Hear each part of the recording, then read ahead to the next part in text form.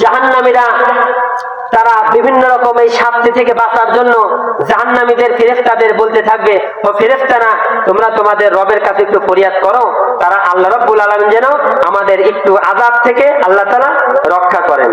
আল্লাহ তাআলা যেন আমাদের আযাব থেকে কি করেন? রক্ষা করেন, আযাবকে একটু কমিয়ে দিন।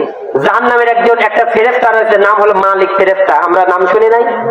এই মালিক ফেরেশতার কাছে জাহান্নামীরা বলবে, ও জাহান্নামের দ্বাররক্ষক মালিক, আমি তোমাকে বলছি আল্লাহ তাআলার কাছে একটু ফরিয়াদ জানা আমাদের জন্য, আল্লাহ তাআলা যেন আমাদের আযাবটা একটু কম করে দিক, হালকা করে দিক। আল্লাহ সুবহানাহু ওয়া তাআলা এই কথাটা কোরআনুল কারীমের 40 নম্বর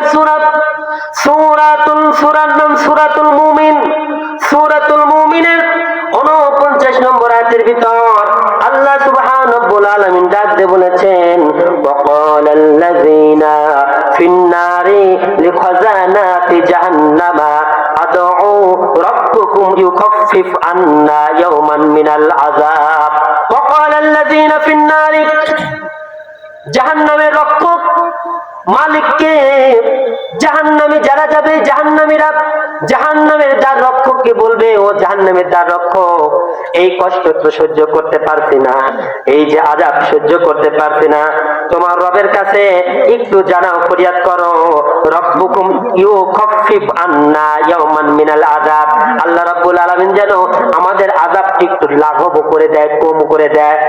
কারা বলবে? জাহান্নামীরা ফেরেশতার কাছে বলবে। এই ফেরেশতারা দুনিয়ার জীবনে মনে করেন অনেকেই অনেকের জন্য সুপারিশ করে না, যে অনেকেই বিশ্বাসে যে বলে আপনার সাথে তো খুব সম্পর্ক তার, সুতরাং আপনি আমার জন্য একটু সুপারিশ করে দেন, চাকরির ব্যবস্থা করে দেন নাকি। ঠিক সেরকম জাহান্নামীরা মনে করবে যে আমরা যদি ওই দ্বাররক্ষক ফেরেশতার কাছে বলি, হয়তো আমাদের আল্লাহর কাছে তিনি সুপারিশ করে আবেদন করে আমাদের শাস্তিটা একটু লাঘব কম করে দেবে। এই কারণে জাহান্নামীরা আল্লাহ রাব্বুল আলামিনের ওই ফেরেশতা দ্বাররক্ষককে ডাক দিয়ে বলবে, তারা বলবে যে লিখাজানাতি জাহান্নামা আদউ রাব্বাকুম, ও জাহান্নামের দ্বাররক্ষক মালিক ফেরেশতা শোনো, আল্লাহ সুবহানাহু ওয়া আলামিনের কাছে তুমি একটু দোয়া করো, আল্লাহ তাআলার কাছে প্রার্থনা করো, যাতে করে আল্লাহ সুবহানাহু ওয়া আলামিন আমাদের ইউখাফফিফ আন্না ইয়াওমান মিনাল আযাব, আযাব থেকে একটু কম করে দেয়, আমাদের শাস্তিতে একটু কম দেয়, লাঘব করে দেয়, হালকা করে দেয়, এই শাস্তি আমরা সহ্য করতে পারছি না। এই কথা বলার সাথে সাথে জাহান্নামের ফেরেশতা মালিক তিনি ডাক দিয়ে বলবো, ক্বালু আওয়ালাম তাকু তাতিকুম রাসূলুকুম বিল বায়িনাত।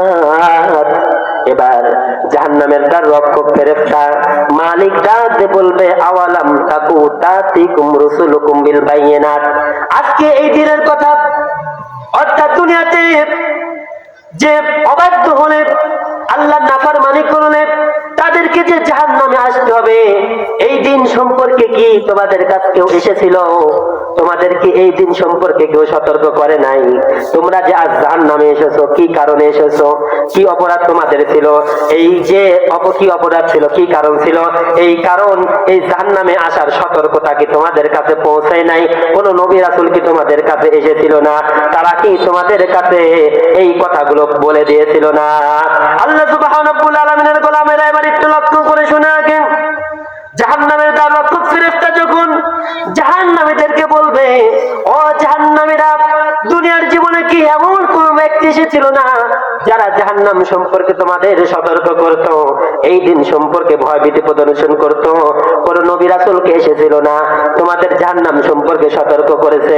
কোন আলেম উলামা কি ছিল না এই দিন সম্পর্কে তোমাদেরকে সতর্ক করেছে, এই খারাপ কাজকর্ম থেকে বিরত থাকার জন্য তোমাদেরকে নির্দেশ দিয়েছিল?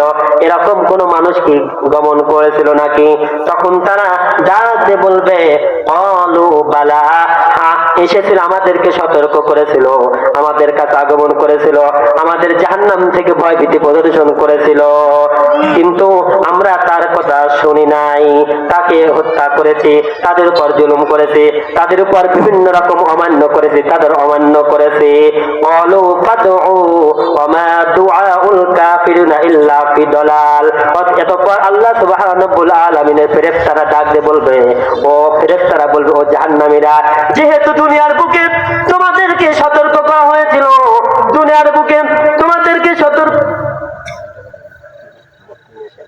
যেহেতু সতর্ক করা হয়েছিল, ঠিক সেই সময় আল্লাহ সুবহানাহু ওয়া আলামিন ফেরেশতা ডাক দিয়ে বলবে, যেহেতু তোমাদেরকে সতর্ক করা হয়েছিল, সুতরাং আজকে তোমরা জাহান্নামে থাকো, জাহান্নামই তোমাদের জন্য উপযুক্ত স্থান, জাহান্নাম তোমাদের উপযুক্ত স্থান।